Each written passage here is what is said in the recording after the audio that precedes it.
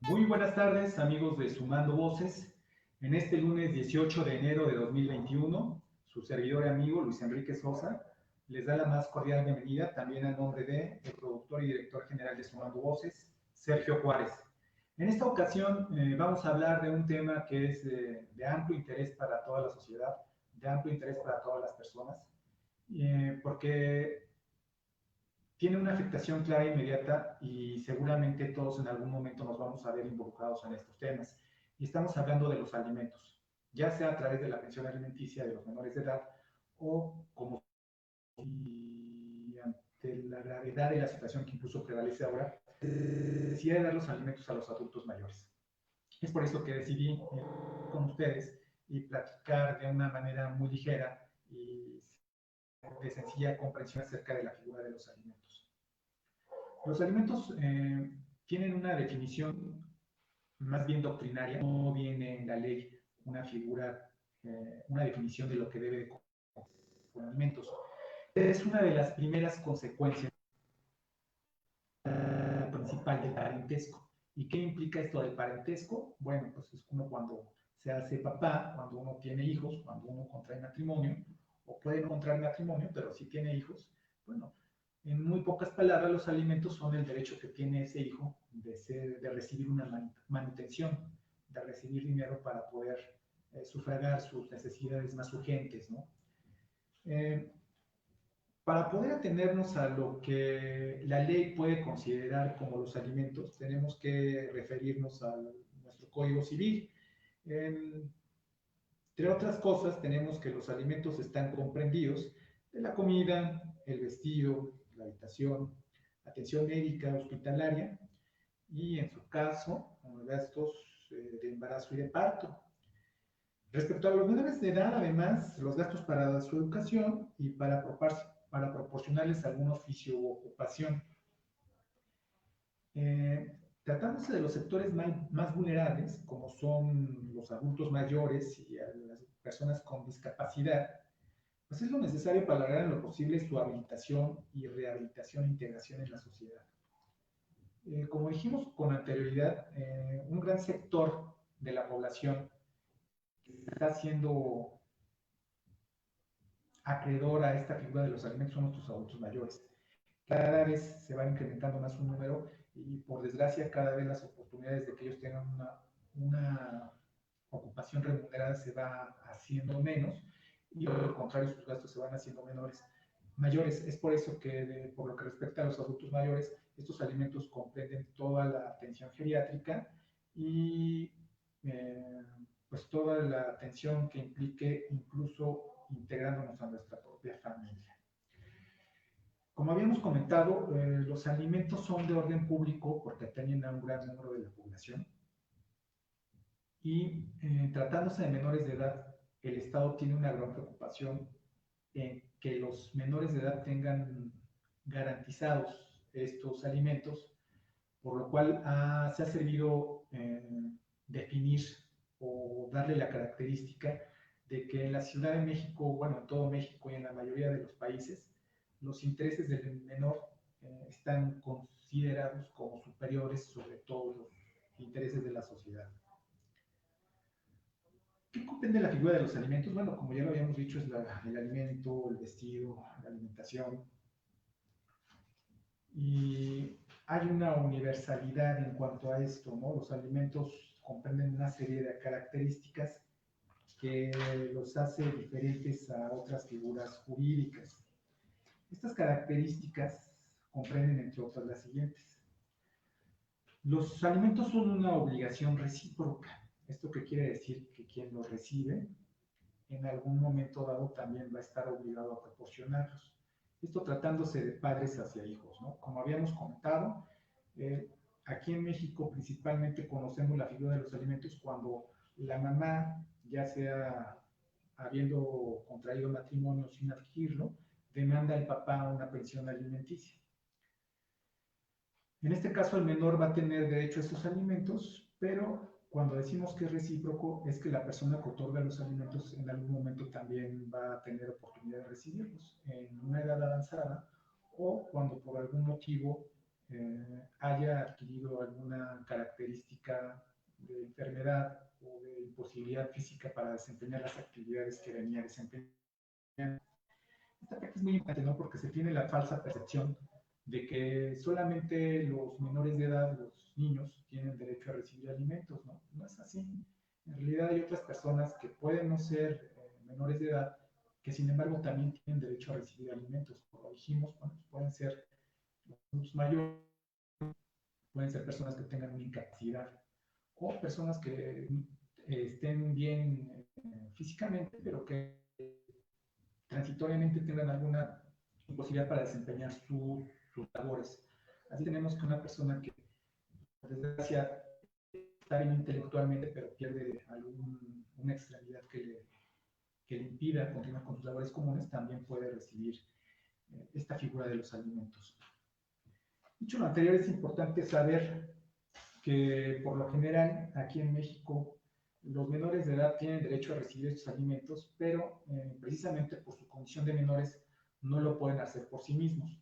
¿Quiénes tienen esta capacidad para pedir en nombre de estos menores este derecho de los alimentos? Bueno, principalmente es alguno de los padres, quien en ejercicio de la patria potestad lo va a representar ante las autoridades jurisdiccionales, pues para pedir hacerse beneficiario de este derecho de los alimentos, ¿no?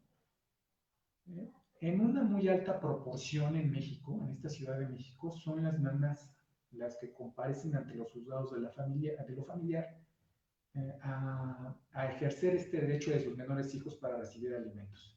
¿Qué es lo que se necesita para acudir ante los tribunales y que puedan ser ministrados o reclamados los alimentos a quienes tienen la obligación de proporcionarlos? Bueno, pues tiene que acreditarse el parentesco entre quien lo va a solicitar o es el beneficiario de este derecho y quien está obligado a proporcionarlos.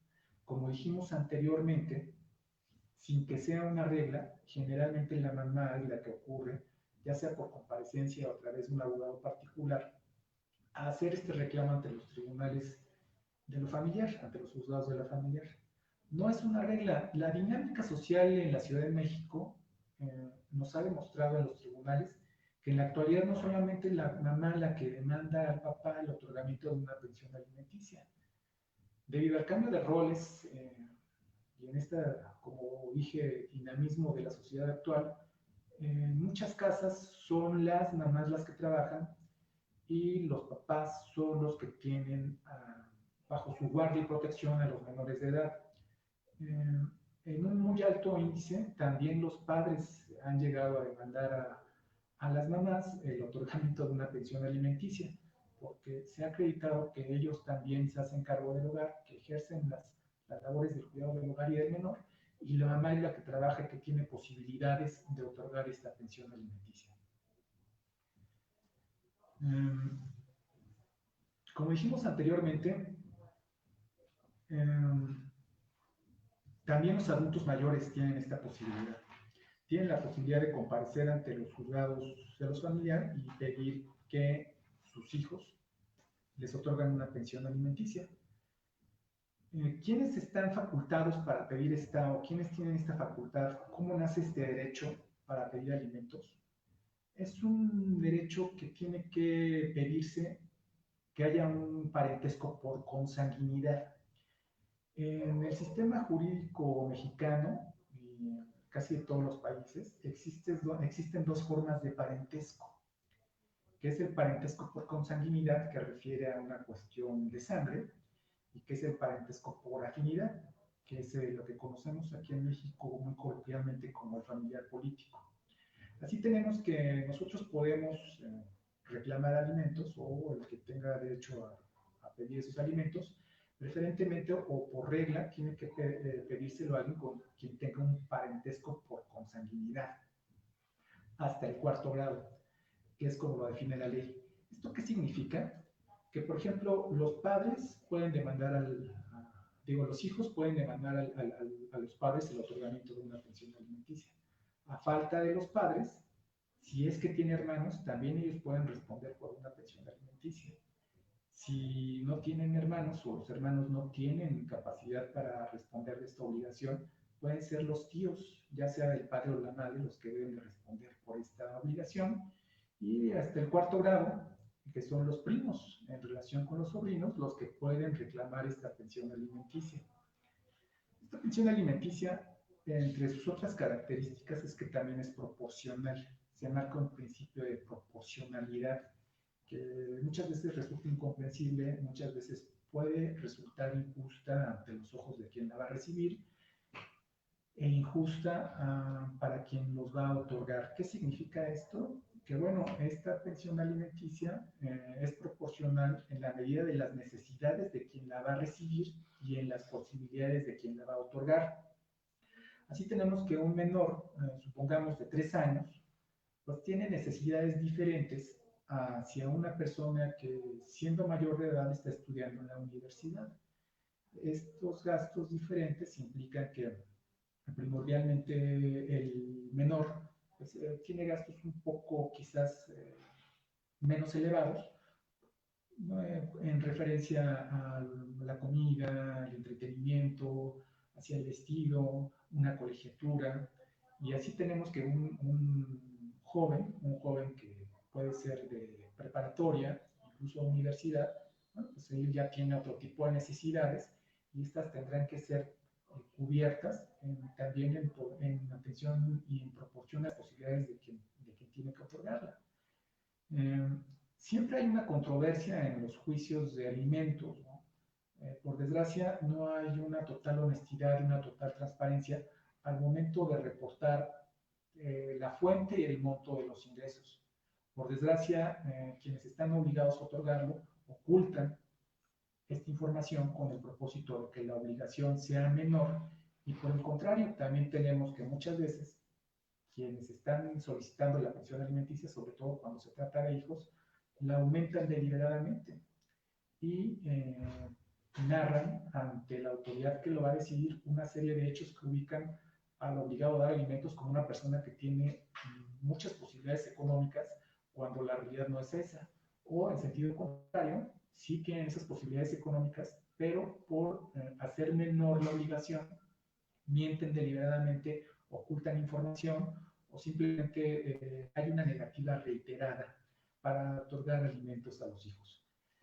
Una vez que el juez puede tener o no los medios para designarla, bueno, lo hace, fija una pensión alimenticia, y no nada más fijarla, sino que también tiene que asegurarse la misma con alguno de los medios de la ley. No existe una regla detallada para poder fijar los alimentos a una persona, a una edad, ya sea mayor o menor de edad. Por regla general, cuando se tiene un hijo y es este hijo el que va a ser beneficiario de esta pensión alimenticia, los jueces, sin que sea un criterio y sin que haya una regla escrita, más o menos, fijan el 15% de las percepciones ordinarias y extraordinarias que se le van a descontar al que está obligado a proporcionarlas. Lamentablemente tenemos en nuestro sistema de impartición de justicia una serie de dificultades que implican que la regulación de los alimentos va a ser en una parte sencilla si es que el que está obligado a proporcionarlos tiene un trabajo fijo, tiene un trabajo remunerado. Bueno, hay una orden expresa del juez donde le dice que le retengan un porcentaje de su salario y se lo integren o se lo entreguen a quien ejerce la patria potestad, en este caso generalmente a la mamá, o si el papá es el que la demanda, al papá. Pero se presenta un problema muy recurrente que es cuando la persona no puede, la persona que está obligada a dar estos alimentos no tiene un trabajo fijo. Podemos hablar de un taxista, podemos hablar de una persona que su profesión o su modo, que sea un comerciante, ¿no? Incluso que sea un comerciante ambulante. Aquí no hay un modo de establecer cuál es el monto de sus percepciones porque estas son totalmente variables. Esta dificultad es muy recurrente en los tribunales.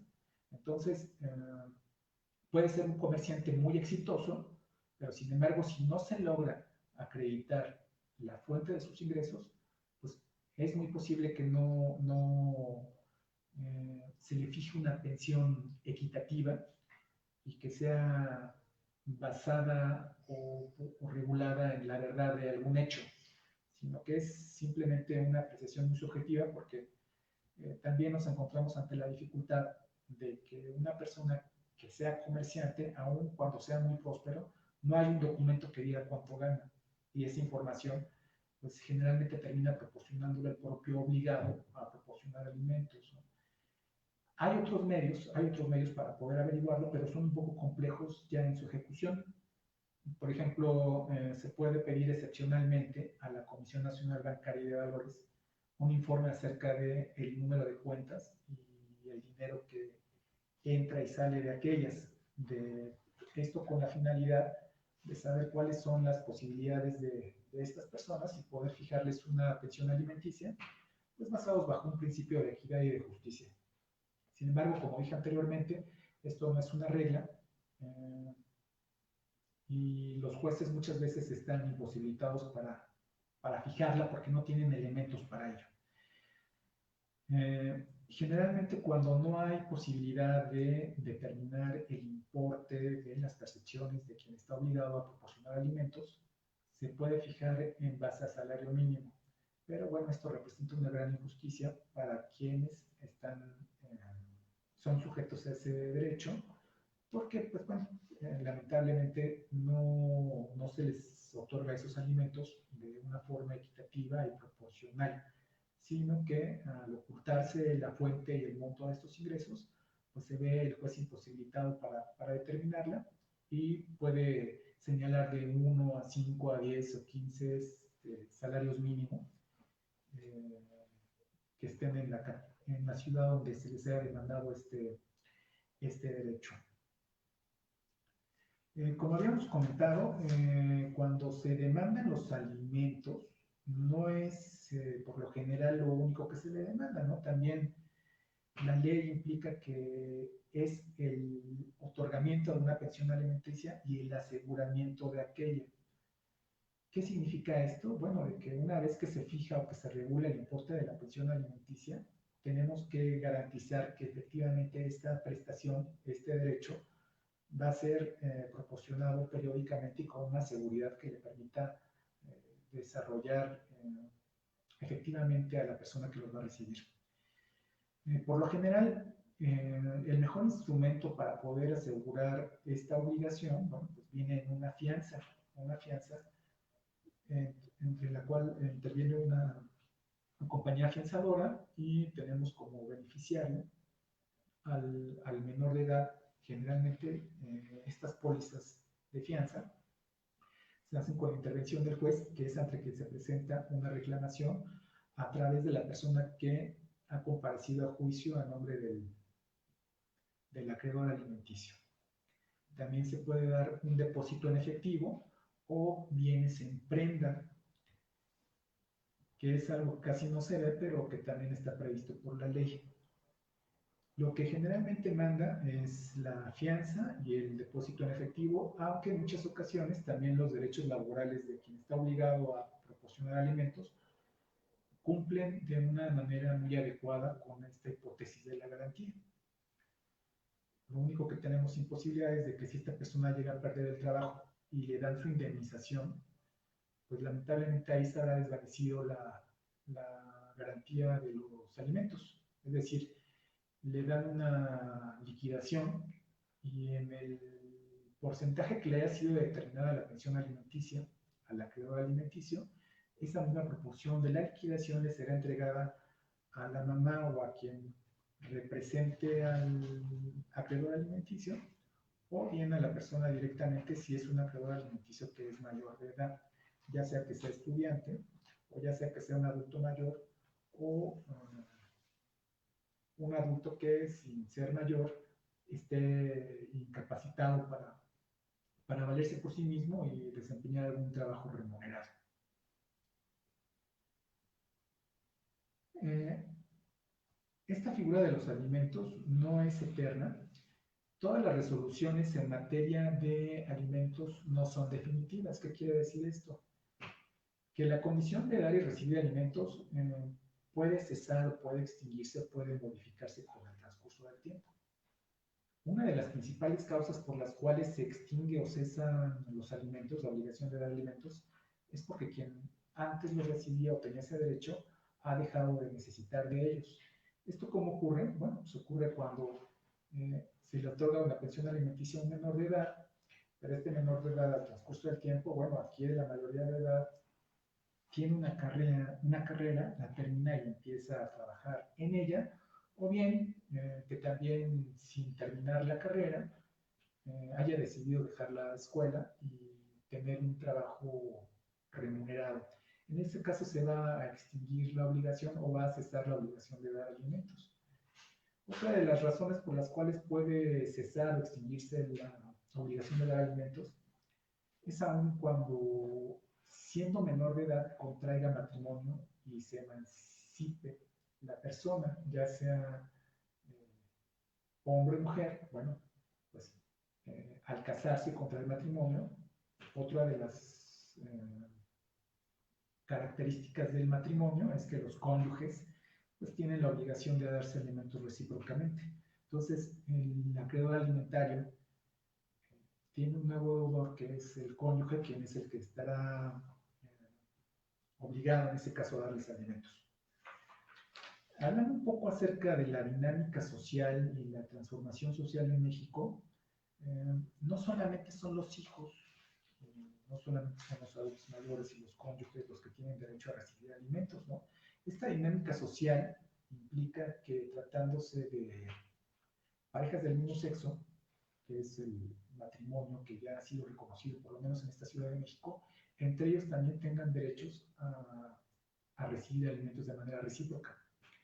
O bien, también tenemos que los concubinos también tienen derecho a recibir alimentos, siempre y cuando concurran las características del concubinato. Y esto es que hayan vivido juntos la pareja más de 2 años y que ambos hayan estado en posibilidades de contraer matrimonio sin hacerlo. Esta figura del concubinato, si bien genera este tipo de derechos, sí presenta una serie de problemas ya en un juicio, porque se tiene que acreditar fehacientemente ante un juez. Y el ejercicio profesional nos ha mencionado que muchas de estas personas que viven en concubinato antes ya habían estado casadas y aunque se divorcian, si no inscriben su sentencia de divorcio en el registro civil, no está por disuelto su matrimonio, entonces no estaban en posibilidades de casarse. Esta parte es importante mencionarla porque aunque sí generan derechos los concubinas y los concubinarios, no están en posibilidades de pedirlo, ¿no? Otra de las características que hacen muy importante a esta figura de los alimentos es que es intransigible e irrenunciable. ¿Qué quiere decir esto? que estos derechos, por ser de orden público, no se puede transigir con ellos, no se puede llegar a un convenio privado. Eso está prohibido por la ley y los jueces no lo permiten. Tampoco es renunciable, tampoco se le puede obligar a una persona a que renuncie a este derecho de recibir alimentos. Los jueces muy especialmente tienen cuidado en este tipo de asuntos.